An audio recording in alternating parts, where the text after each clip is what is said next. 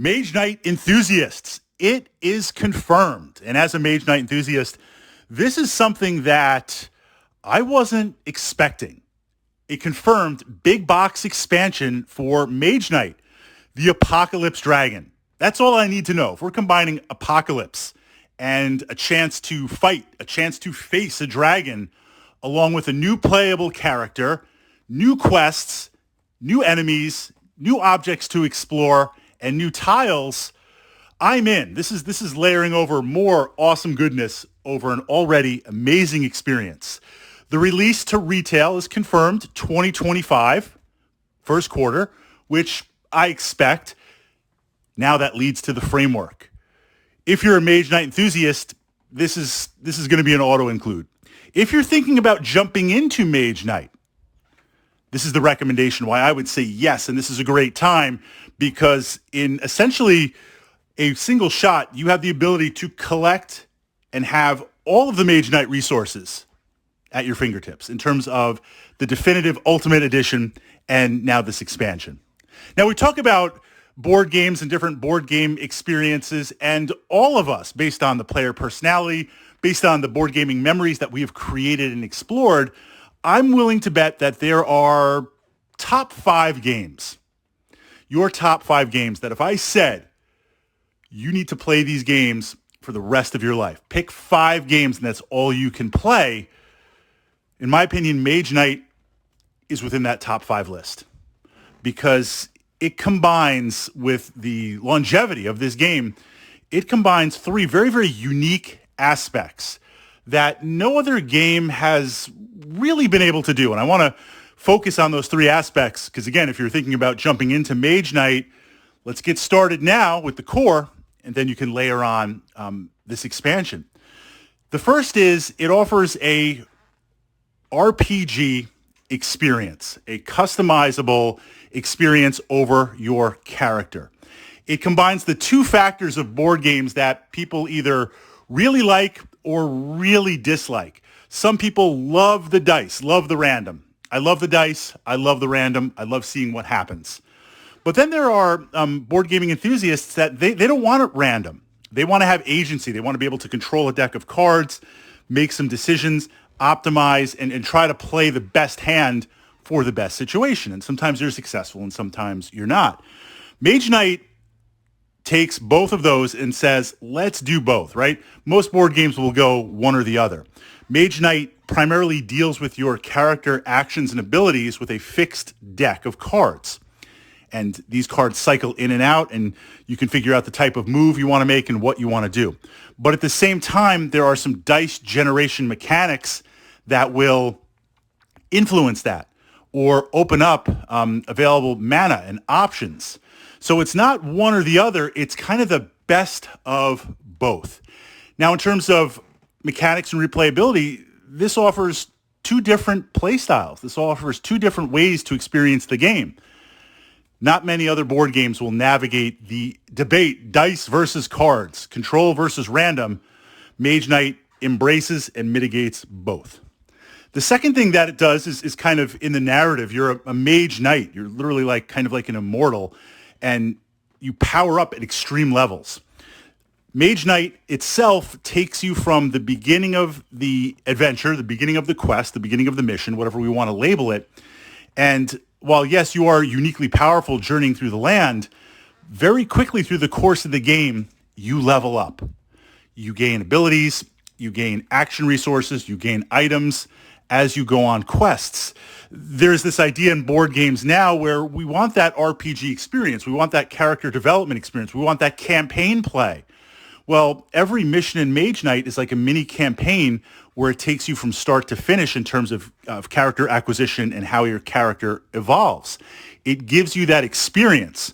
A lot of board games will either say, no, here's your character, play through the mission, or the leveling up happens so slowly over multiple campaigns that you don't always get to play that or explore that. It offers you that in one play. And the biggest aspect of Mage Knight for myself is the exploration. You have tile sets that get placed out randomly as you explore. And within that tile set, There are random places, there are random encounters, and within those random places and random encounters, without giving away any spoilers, there are items to acquire, items to explore, and quests to go on. So it's this random tree that's not just one thing. It's not like, look, the map's going to be different every time, but you're going to face this monster in this area every time. Mage Knight has that randomization tree where truly playing the missions over and over again, or again, the quests, it changes every time. It layers over strategies every single time. So it kind of takes the best of these three ideas in board games, combines it into an RPG experience, and you're ready to play. Now, to balance it out, right? Because if I'm going to sell you on Mage Knight, we have the core set and the expansions. That's kind of a legacy where the core set was released and they added some expansions over time. There is the Ultimate Edition. It's a backbreaker of a box, but it has everything in that. It has the core plus the expansions and I believe a couple of promo cards. You pick that up, you're good to go, up to date. And the expansions are plug and play. So you can play the core, you can add the expansions, you can do the expansion quests, and of course, once we get the Apocalypse Dragon, that will layer in over that. The challenge with Mage Knight, because I need to balance that out, it is a somewhat complex game. It's a nuanced game in that there are different phases. There are different elements of it. The rules are a little bit, they've got some heft to them. It's certainly not Magic Realm, but it's not just throwing dice like some sort of Zombicide type game. And I love Magic Realm and I love Zombicide. That's why I bookend the Mage Knight experience with that.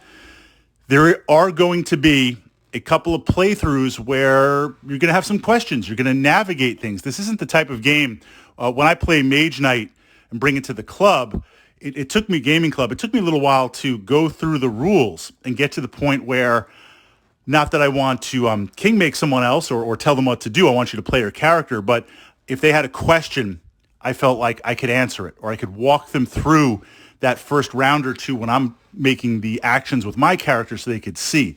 There is a learning curve to the game. It's got some bite. It's got some complexity. But 4 or 5 playthroughs, a couple of YouTube videos, checking out some stuff online, that's a fantastic resource, and that's going to get you into the game very, very quickly.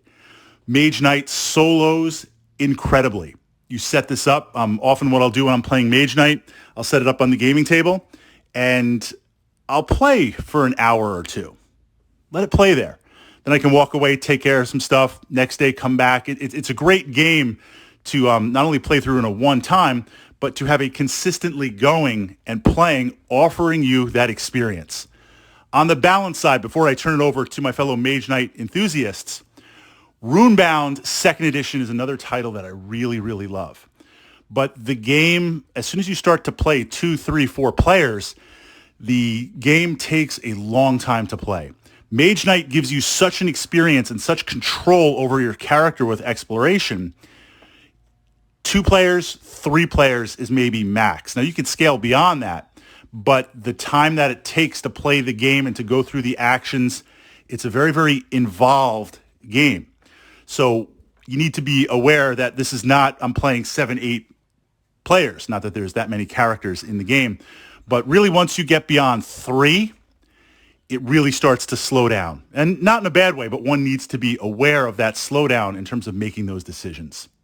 So to Mage Knight or not Mage Knight, that is the first question if you're thinking about jumping in.